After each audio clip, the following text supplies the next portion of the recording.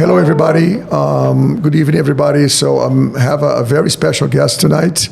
I have Nancy Lee, Director of HR of Mandarin Oriental. First of all, welcome, Nancy. Thanks for coming. It's a pleasure to have you here. She's been very active in our career fairs. Always good to have you around. So I wanted to open up with your initial words about how's your career been, how is your work in the Mandarin Oriental, how is your day-to-day, anything that you wanted to start telling us a little bit about yourself, about hospitality. Our topic today is about dealing with people in businesses that require dealing with people. So how can we be good at it? Sure. And first of all, Professor, thank you so much for having me, because I've always had the best experiences when I come to Atlantis University. And, you've topped it up every single time, this time by, sticking me in front of a microphone and putting me live. So I really do appreciate it. So I've been in the industry in hospitality for 12 years now. I started as a human resources coordinator. I've worked my way up. But I have to say, before I actually started, I never thought that I would be doing hotels in general. My first job offer was actually with MTV doing human resources there. And for, personal reasons, I wasn't able to take on that opportunity. And I said, okay, well, we're in Miami. What do we have? A lot of hotels, and we have a lot of banks. And banks was not necessarily the first draw to me. And so I ended up in a hotel with an internship. And since then, I just found myself just so in love with the industry and everything that it has to offer, not just from travel, but just the international feel, the diversity and the multiculturalism that exists within hospitality as well. You have so many walks of life, so many different demographics and layers of experience. So it truly is an industry that I just am so devoted to these days. And I can't imagine even considering doing human resources, any sort of any other type of industry. Right. And just to start, so Nancy, when you look at hospitality, what are the key things that somebody needs to have to be successful in the hospitality business? What would be your bullet points, You have to be okay with being with people. You have to be okay with talking. You have to be okay with engaging. And you have to be okay with servicing. So we are a people industry. We're all about being around people and being comfortable around people, knowing how to navigate challenging conversations with people. And so if you don't have that passion for just being around individuals, then, a people industry is obviously not going to be a good profession for anyone. But if you have that level of commitment and dedication and enjoyment, as I do day in and day out, and as many of my colleagues do, whether you're in a back of house operation or in a front of house operation, that's what makes them successful at the end of the day. Right. And one thing I'm going to tell you is that Mandarin Oriental has a process to bring people and develop individuals. And what I like about hospitality is that usually you move in different organizations within a hotel. So tell us a little bit about that, how that works in Mandarin Oriental, the process of bringing the talent and then developing the talent into your organization. So Mandarin Oriental is a global company, right? Where we have 32 hotels. We're in so many different so many different countries, from Asia, from the Middle East, South America, Europe, and America as well. So many incredible opportunities to travel and experience the growth of your colleague journey within our own industry. And so it really starts with a proper onboarding process. We're incredibly proud of the onboarding process that we have in place. The first 2 weeks that anyone steps into a Mandarin Oriental home, we treat them as a forever fan, right? We like to call. We don't refer to our employees as employees. We like to refer to our employees as colleagues, because we want there to be a level of understanding that no one is better than the other. Right. It's not an employer-employee relationship. It's very much a colleague journey that we're evaluating and measuring for you day in and day out. So when we talk about onboarding, we make sure that every person who steps into the hotel has a proper buddy system in place. Who can you lean on and rely on? Because it's almost like starting in a brand new school, right? Where you just don't know anyone. Who can I fall back to?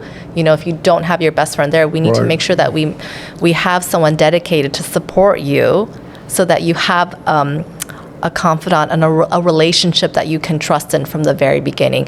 And once you pass that 90-day process, therein starts really your colleague journey, where the expectation is that managers know their colleagues as well, because it is a growth opportunity, and we want to make sure that the individuals that we bring into Mandarin Oriental Hotel really make a career with us, and that they enjoy a lifetime. I've enjoyed 11 fantastic years, and I've experienced my own growth, and so I can really speak to it from the heart, right? But it's because my manager took the time to know me, and she understood what my aspirations and what my ambitions were, and so that's that expectation where we have an incredibly strong talent succession, performance management in place for our hotel, where we understand where our colleagues want to go. Is it that they want to stay in rooms? Do they want to stay in F&B? We're renowned for our spas, so do they want to stay in spas?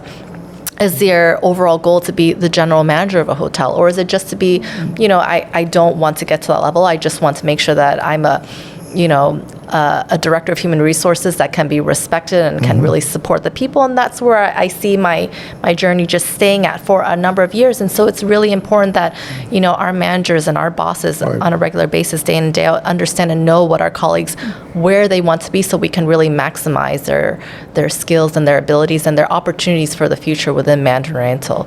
Some people want to stay in one place, and that's perfectly fine. So how can we make sure that, even though you're going to be a career server, or perhaps a career front desk agent, or perhaps just a career manager in this one area, where can we make sure that things don't become mundane or very boring for you? How can we make sure that it continues to be a learning opportunity? So then we invest heavily in our learning and development programs. We have some of the best management training programs in place. Right. And one thing I want to ask you is, which is amazing, because succession plans, etc., is like, I think it stops a lot of because you see your progression in the company, you see where you're going, you can with your management, drive your career. So in terms of something I always like to ask is, how do you deal with difficult guests or difficult? Because you receive guests from all over the world, different cultures, different people, different backgrounds, everything, right? So how do you deal with them? We make sure that we train our colleagues to understand that you can't take it personally. And this is not simply for colleagues who are in the back of the house operations or human resources. It's the same. It goes for colleagues that are guest facing as well. I mean, we always say, put yourself in that person's shoes who may be, coming down on you hard for a service lapse, or maybe there was something, within the colleague experience that was messed up. Maybe there was a hiccup in, something benefit related. But we have to understand that obviously really impacted them. And there's a need for that conversation. And so we always encourage our colleagues to engage with the individual, understand what that challenge is, what that pain point is, because if you can't engage and you simply just take in, a pretty hefty beating, sometimes you don't move the needle anywhere. And so when colleagues have that comfort and that confidence to take a step back, take it in with grace, right, and not take it personally, they already have a better mindset to be able to receive a problem and to navigate through the problem effectively. Right, fantastic, yeah. So one thing I was curious about, because some of our students, many of them are in the business program, right? So many may be interested or are interested in human resources. So you being in this field, what advice you give them for people that want to go to work in human resources in organizations? We talk a little bit about their personalities in terms of what they need to know to deal with people, but in terms of HR, which is a complex field, right? We have performance reviews, we have dealing with people, we have coaching, we have motivation, you have the documentation, the compliance, right? All the paperwork and such. What do you tell them about once they study HR or they get into the field of HR, how they can progress? What would be their some suggestions about how they could progress their HR career if they're interested in going to HR? Yeah, so at least speaking in terms of hospitality, having operational experience is one of the most valuable things that you can look for. And when you start in an industry where you understand the operations end of it before stepping into the human resources aspect of it, there's a greater synergy and understanding what the needs are of your colleague or an employee. So I would recommend getting a start. If human resources is the overall goal for any individual and that's what they want as their career, I've made it my career for the last 12 years now, right? I started first with being in a hotel operation. So for me, my background, I spent many, many years doing food service. I was a hostess at one point, a server at one point. And then I moved into a hotel where I was in the F&B operations for a short period of time before moving into human resources. And because I had that level of understanding with what colleagues are going through on a daily basis in their work life, right? Because what you're managing is people's work lives sometimes. It earns you more credibility as a human resources professional. Right. And something I really appreciate in the hotels is that, in Mandarin Oriental as well, that when a new employee comes in, he kind of moves around, right? Or he or she moves around. You give them opportunities to go to different places in the hotel. So I think hotel is a great opportunity to really see the whole operation from A to Z. And that's not common in all industries, right? Tell us a little bit about that process in Mandarin Oriental. When the new employee starts, how that happens, how is the process of moving that person or not moving his or her progression in the hotel? The onboarding process or their overall growth in the hotel? No, the onboarding, number one, and also the overall growth in the hotel itself. Sure. So, I mean, in order to grow a person within any company, right, you've got to onboard them properly, and you've got to make sure that you maintain their motivation to stay within the organization. So this is where we talk about onboarding is so incredibly essential these days.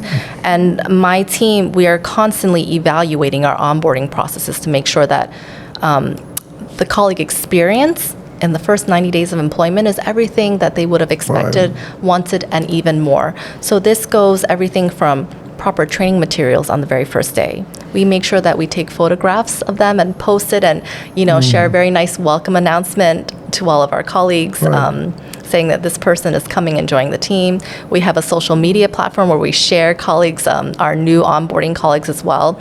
And it's important for us to pair that individual with a more senior, seasoned member of the team so that there's a buddy system happening, because we can all remember back to the day where maybe it was our first day in school, right? And you just simply don't know anyone.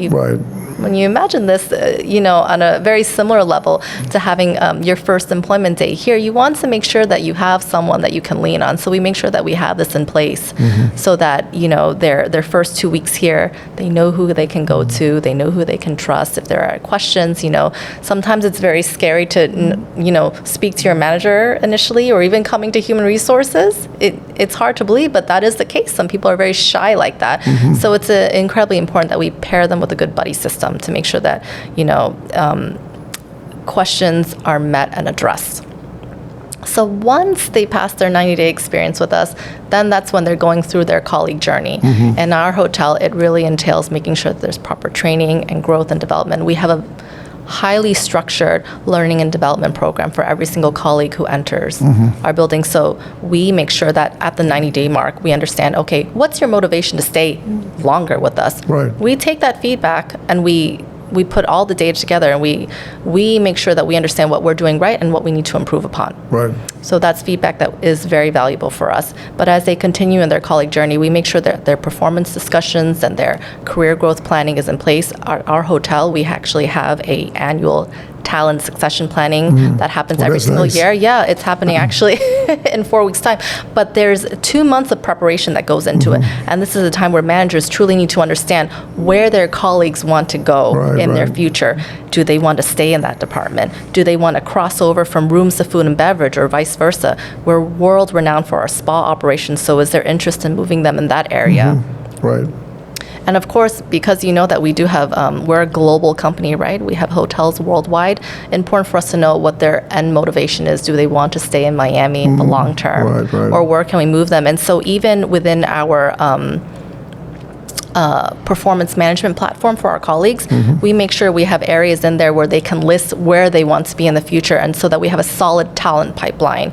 When we have properties that open in Asia or in Europe or in South America, we know where we can pull from. We have a solid talent base for that. Yeah, that's fantastic, because it gives you, and I think it's important for the professional, right, that has a sense of career path and how they're going to be prepared to take new opportunities, and also transition plan is something that not all the organizations do that, and I think it's super important to have that in place when how we're going to replace positions and bring new people to replace other individuals, etc. The opportunity to work outside in different countries eventually, that I think is super interesting. So how you see, for example, the technology playing a role in hotels today, because that's something that has changed quite a bit, right? There used to be, now everything is integrated, everything is easy to connect for the guest. From a guest perspective, you go to the TV, you can do the checkout, you can do early check-in, etc. So everything is so, in theory, so easy. Is that something that has brought a lot of benefits to your guests, or well, in other words, has technology really improved the lives of the guests? We're working with layers of generations here, right?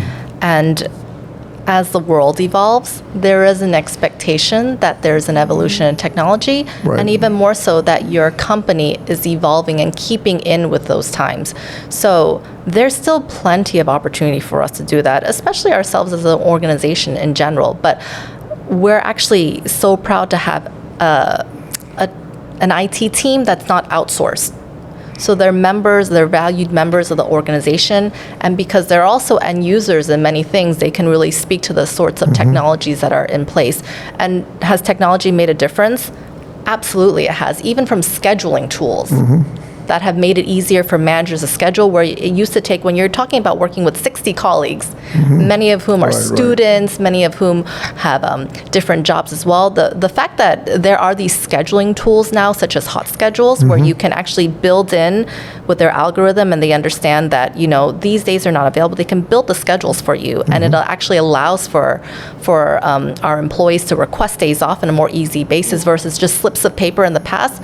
That has actually cut down so much time, and we're able to focus, our attention to other areas and be more productive overall. So technology absolutely has been pivotal in making sure that hospitality is evolving in the right direction. Right. That's kind of interesting, super interesting. And also, you were telling me before that even the IT people need to be client-facing, right? They have to have the traits of dealing with guests, and so I guess everybody in a hotel, even if you're in the back office or front end or whatever, you need to be client focused, right? You need to be guest focused. There's no space for being, completely, like very shy or detached. You have to engage. I think you use the word that I like, engage, right? Absolutely. And that's the thing that makes a difference, right? In the hotel business, that you engage with people and you work with them to understand their points, right? We make that joke all the time that our accounting team is not your typical accounting professional. Right. When I think about The Office, I don't know if anyone's ever seen that show.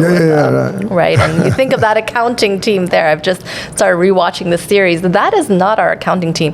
We have accounting professionals that are constantly engaging with clients. They're constantly engaging with our other colleagues.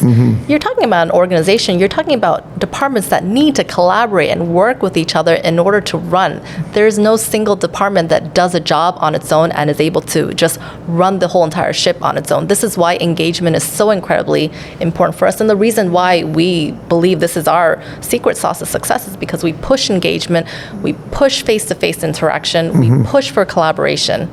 Yeah, and also Mandarin I stay in Mandarin Hotel many times, and it's a great hotel, right? The quality of the stay and the food and the bar.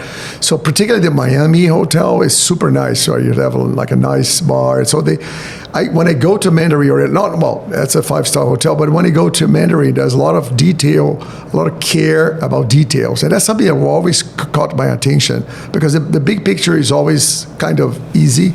But when you see the little details taken care of, room, etc., right?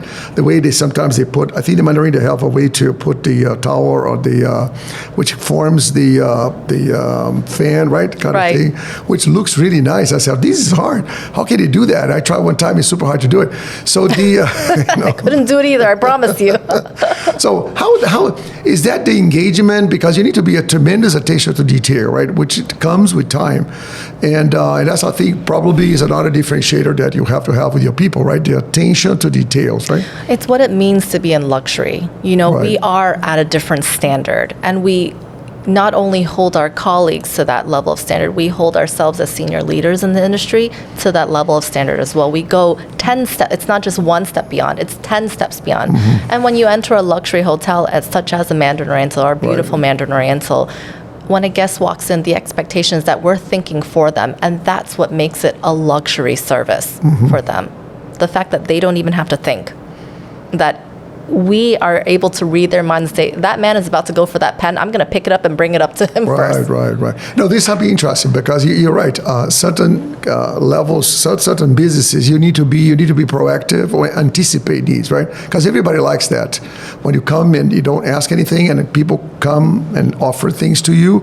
I think we were just talking about a little bit before when the registration time is a golden time that you can engage with your guests because they're there 100% of their time waiting to finish the registration, so it's an opportunity to connect, and that's something that I always observed in, for example, the Mandarin Oriental is this attention to detail, and I think any business that is people business.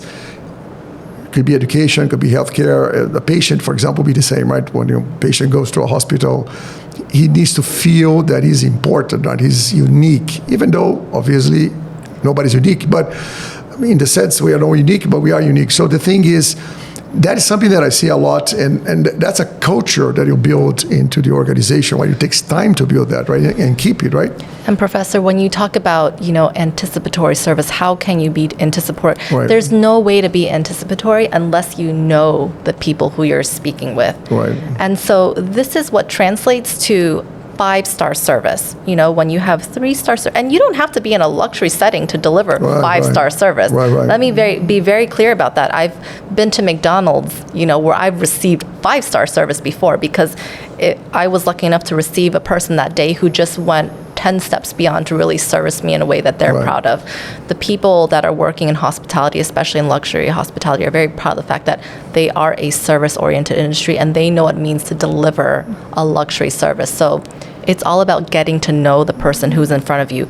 So on a human resources level, I know all of my colleagues by name. I know where they live. Sometimes it sounds a little bit creepy, but you know a lot of the details about them that makes them tick. Right. And this is what people appreciate, right?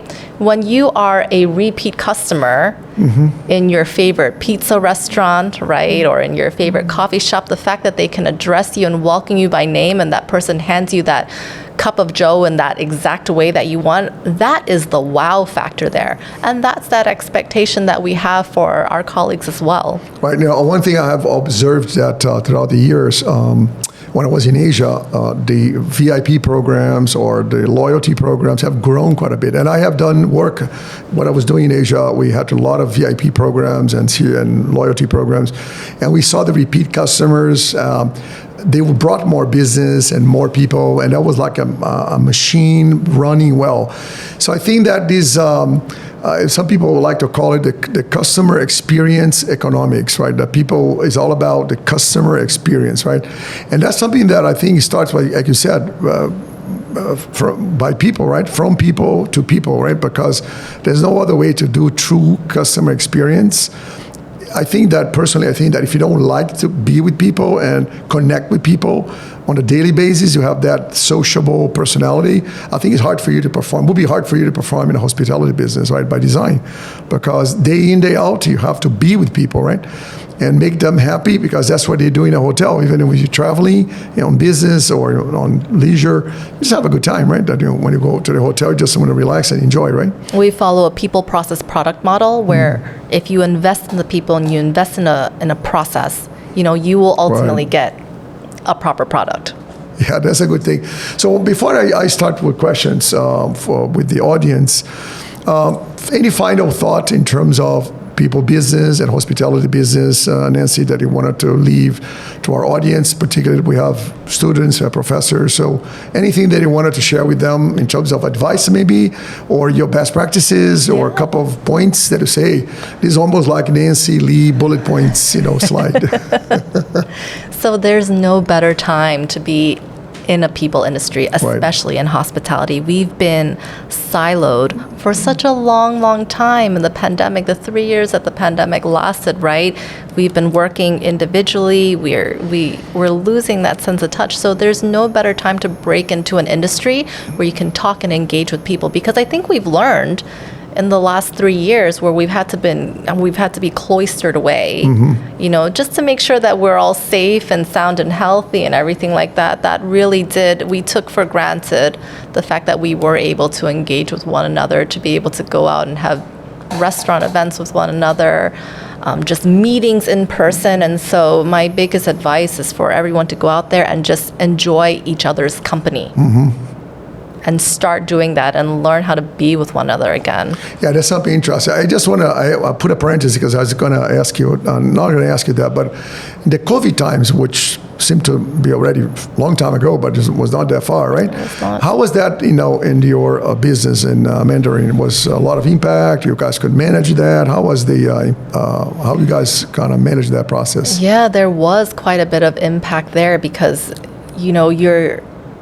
you're used to being close to an individual. You're used to speaking directly to an individual. And then all of a sudden one day, and I'll give you an example just in my human resources life, where I'm used to, shaking someone's hand as they walk in the door for an interview. I'm suddenly having to figure out, how do I get to know and connect with someone better, and to evaluate their whether or not this is the right organization for them over a Teams call, over a Zoom interview. It was very, very difficult. And so for our colleagues wanting to engage and interact further, and being able to give handshakes, and our guests used to hug our colleagues, because they were that was the level of familiarity that we had. And then suddenly one day you had plexiglass going over, and you have suddenly a barrier that you have to work with. That's just not natural to our industry. We really did have to learn to readapt ourselves. Yeah, but fortunately that is over. I hope that for many years in the future, we're not going to have another pandemic. Hopefully, many years coming, right? Fingers crossed. So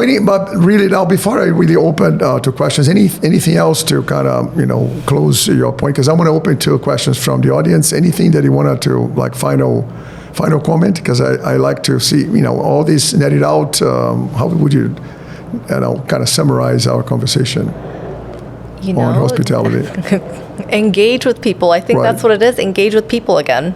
Yeah, no, I think it's true. And I usually tell when people come to CB Career Services, like, you need to understand what business you want to be in, right? Large company, small company, people-oriented, more back office, if it's sales or technology or process, etc. But, I think that I particularly like businesses and things that are people-oriented. But you need to like it, you need to do it. But I think there's a huge, level of opportunities for students, for professionals. And another thing also I like about hotels is that gives you a career path, right? It kind of moves you through the process, and you have lots of things you can do. So if you like diversity or different things that you can do, that's a place that you can explore. That's right. Things, right? You can. It's one of the industries where you really don't need a degree to be a general manager.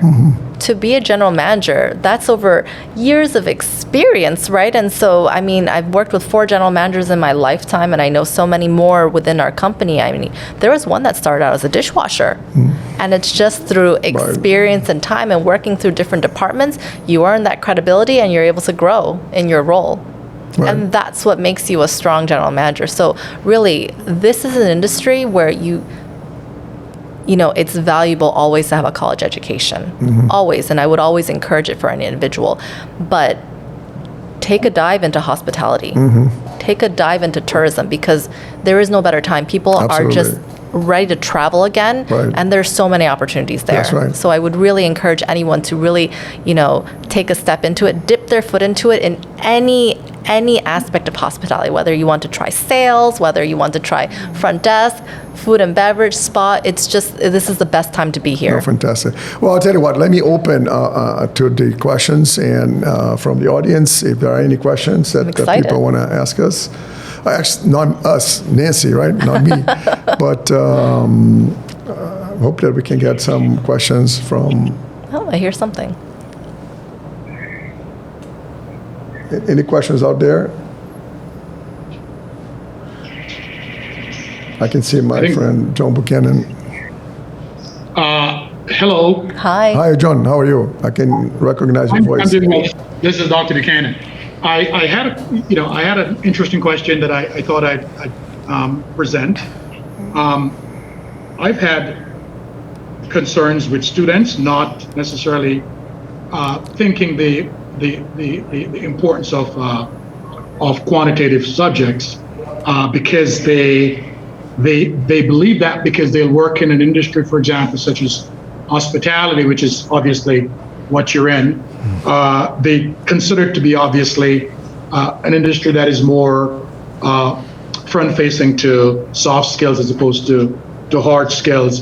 But what would you say to students who desire coming into the industry? Would you think that learning quantitative applications would that be helpful? Would that be advantageous? Quantitative applications. In your mind, Like for example, you're hiring a vice president, or you're hiring an engineer. You have to offer a package that is competitive. So it's necessary to formulate essentially a plan that is competitive for you, such that you can win that new hire. So tell me what is involved, or tell the class what is involved in that particular process, why understanding a quantitative application, or the financial impact of all of that. Yeah, so, How does it work in terms of a construct? I do want to take a step back with that question, understanding, the hiring process. Right? So it depends on the job that you're applying to. If someone's really trying to break into the industry right now, what skill set do they need? They certainly do need the practical experience. But I will say that as you grow within any organization, whether it's hospitality or something else in banking and finance, the soft skills are so incredibly important. And this is the area that people, unfortunately struggle with the most. Conflict management. It's not simply a human resources expectation. It's people skills is an expectation across the board. So if you are the most brilliant mind, but you don't know how to relay your point across, no one's going to be able to understand your strategy. No? So, when you're talking about hiring a director of engineering, yes, it's going to be incredibly important to be able to relay to, the general manager who you're interviewing with, or the hotel manager, or to myself, what the strategy is overall to make sure that your building is going to keep a roof over its head and that it's not going to be raining inside, Right. The guest rooms when it's this sort of weather as we're experiencing today. But the reality is that you have a team of people who are tasked to do that. You're not going to be the one doing that. You need to understand how to manage an operation. So how do you divide your attention to make sure that you're speaking, having one-to-one FaceTime, and making sure that these people are being held accountable for their tasks. So if you're looking at hospitality, it's really people skills that will be the most important thing for you. You will learn the technical aspects along the way, but I would not knock anything else that's related to just, conversational speech. Okay. I hope that answered the question a little bit. Thank you. Thank you, John. So other questions from the audience? I can see quite a number of screens. No video, but I can see many people. John Buchanan, Virgil, Victoria. Don't be shy. Put on your video. Hello. Yes, go ahead. Hello. Hi. Yes, go ahead. Yes, go ahead. Hi, Professor Lima. Are you hearing me? Yes, I can. Well, we can. Okay, perfect. Sorry, I wasn't sure. Great talk. I just had a question. As an international student, we're finished with our masters or whatever program we're doing. We have to go out into the job world to look for jobs. So as an HR director, not speaking specifically to hospitality, but just as an HR director, what are some practical tips that you could give to us as students leaving school right now, when we're in our interviews, when we're submitting our applications? As an HR director, you have to have interviews with people. What do you look for? What are some things that are bad versus good? I mean, I know we could always Google these things, but since you're here, and you're HR director, and, you do these interviews all the time, if you could give us some practical tips that we should keep in mind when we're doing interviews, submitting applications, that sort of thing. So let's start with the very basic application, because that's the starting point, right? Complete the application to its fullness. It is a strong indicator of your commitment to getting through the whole entire process. So often when I'm filtering through our applicant tracking system and looking at applications, you have so many unanswered spots. So if there's a question, you need to make sure that you answer it, because it doesn't paint the full picture of you. When you have an application, you just simply see that a candidate says, refer to CV. You're really decreasing your chances of being viewed, because you're forcing that individual to click again somewhere to then read your CV. And when you're talking about your CV or your resume, you need to make sure that you're listing the last 3 to 5 years of professional experience. You don't need to go back to the last 15 years. Obviously, I'm speaking to a number of students here, and so the professional experience may not be deep, but I know that there are individuals who have a number of years of professional working experience. So you need to make sure that you list everything. And especially that, quite oftentimes I'm interviewing, and then the candidate will say, oh, I didn't list it there because I didn't think it was relevant. Well, no, you list your full history so we really understand what the complete picture of who you are and what your experience is, because McDonald's and Starbucks might give me an understanding of whether or not you are used to high volume, right? And that's going a little bit into the hospitality end, but it says a lot, so make sure you're really thorough. And then in the interview process, you really need to make sure, I say it all the time, you need to know the organization that you're interviewing at. It's so incredibly important, because you need to understand what the values are. You're building a career with someone who you hope to be able to spend a lifetime with. And again, I've been here 11 years with Mandarin Oriental Hotel Group, but I wouldn't necessarily be here if the values weren't aligned with what my personal values are. There's a strong focus on sustainability, but there's a reason why I'm not with other organizations as well, because this is what speaks to me. So it's so important that you understand that in an interview as well. Right. Great question. Fantastic. So more questions.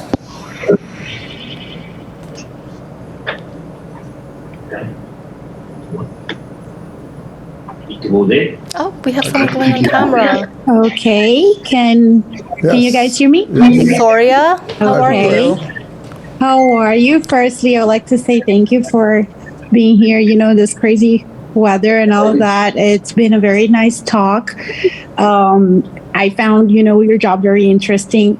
I am a hotel lover, so I love Mandarin as well. So it's actually nice to actually see your face and see the people who are actually involved in this. My question is very straight up. What are the strategies that you took in your career what would you say were the main strategies that you took in your career that led you to this point of your professional life, that had major impact? So let's say, what are the decisions that you took back in the day that you would say nowadays, okay, thank God I did that. That was very important to me.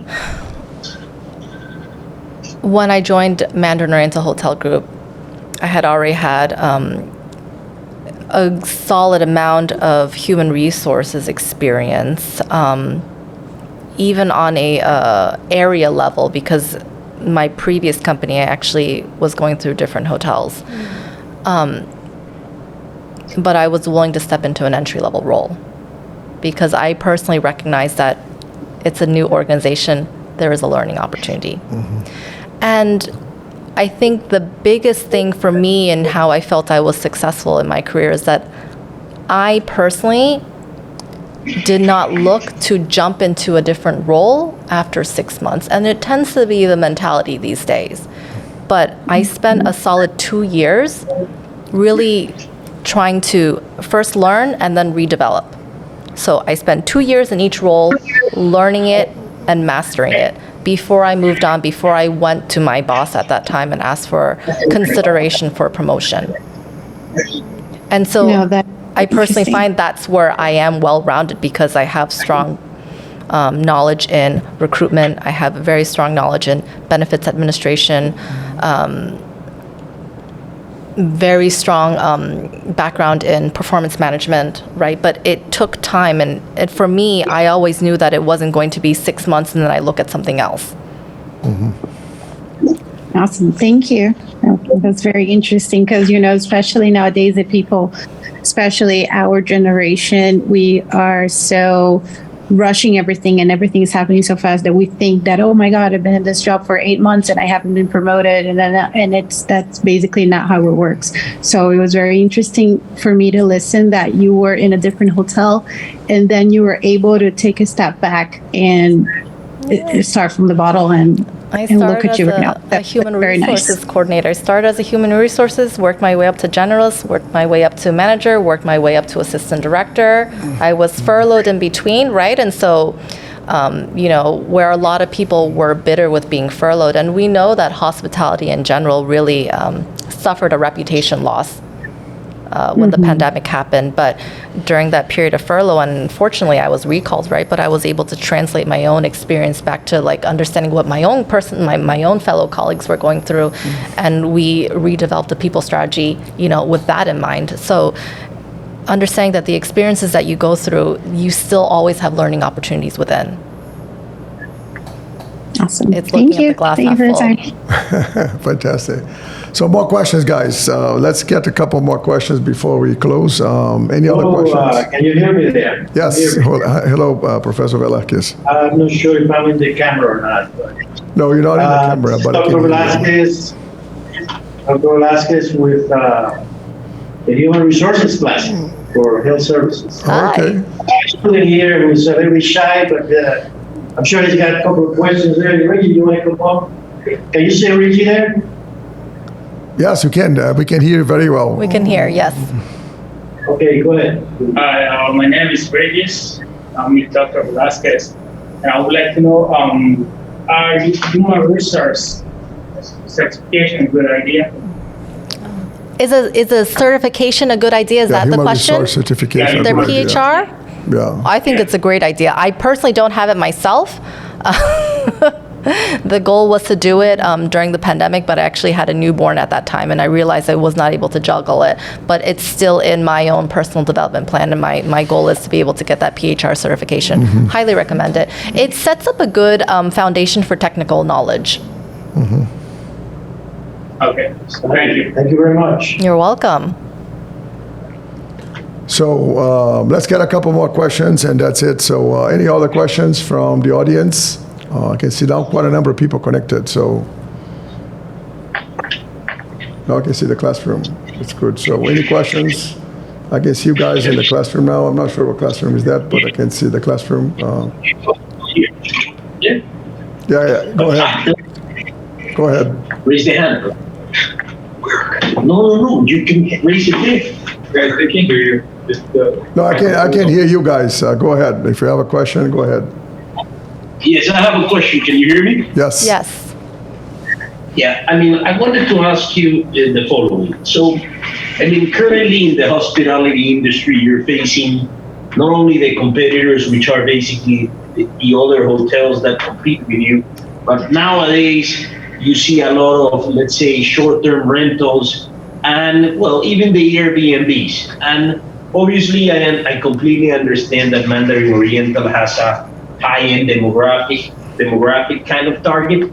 But I've seen in your target specifically people that right now are basically saying, you know what, I could go to a Mandarin Oriental or a Ritz or a Four Seasons, but I'm scheduling a short-term rental because I can have a bigger apartment, it's nicer, it's cheaper, and I know obviously I need to go shop for the groceries and have something in the morning, but how is Mandarin Oriental facing this type of competition, and what has been the impact on it in your industry? That is a great question. And let me tell you, when Airbnb first became big, right? A couple of years ago, more than a couple of years ago now. I mean, that was what was making hotels nervous, right? Like, why would you want to spend at a hotel when you could get a house for a certain rate? And you want to know something, we haven't really seen that impact on us today. And when you're talking about strategy, we ourselves have, we have MO exclusive homes now where we're actually, it's in a sense Airbnb-ing private luxury homes and adding that luxury element to it. So we have our own Mandarin Oriental services in these exclusive homes. We have one here in one of the celebrity star islands or whatnot. We have 9 exclusive homes nearby. But the people who pick a hotel they still enjoy the conveniences of a hotel. And it's not to say, I don't know if everyone's heard of Sonder. I don't know if you've heard of Sonder. So they've really taken hotels and Airbnb and they've combined it. So you're really pushing the conveniences that you would normally expect in a hotel, like your shampoo amenities and whatnot, but you're giving a space of a private condo. But they're not privately owned.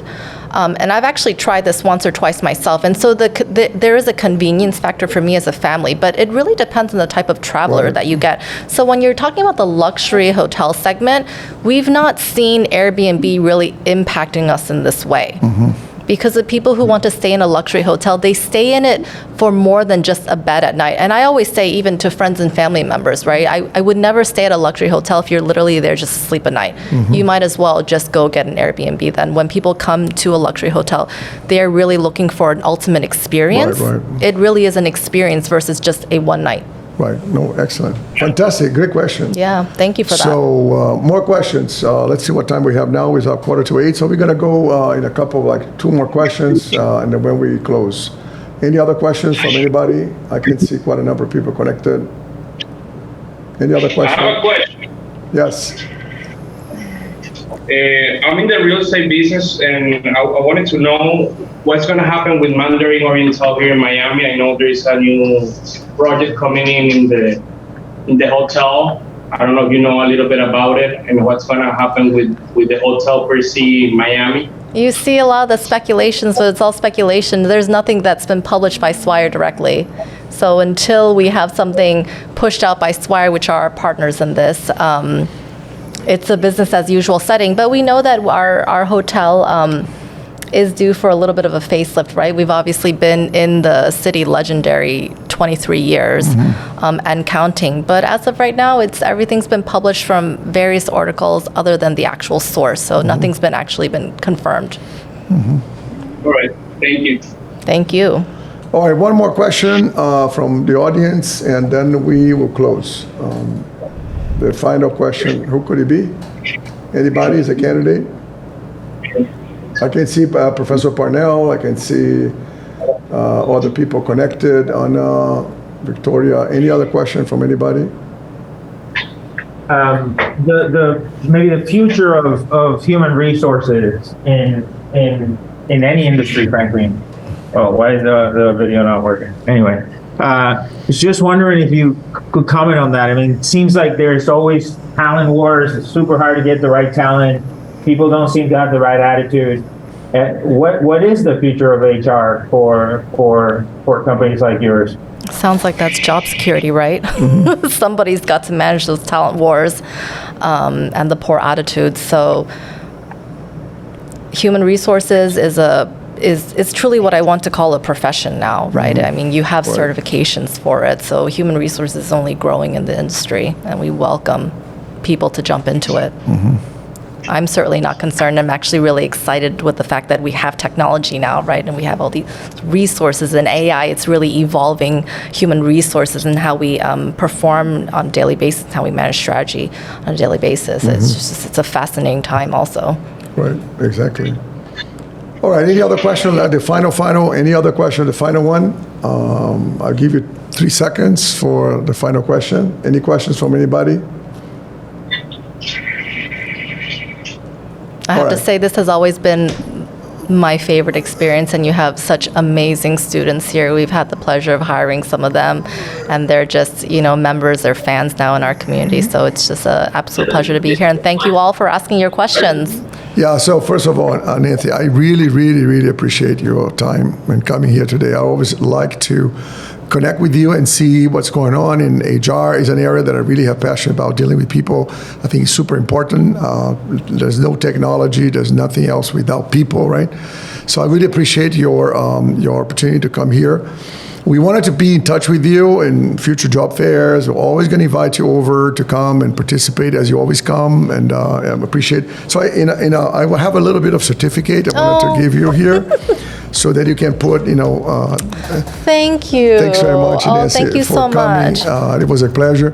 And thanks for the that. audience. Thanks for the time. You guys patiently participating. I really appreciate everybody's here.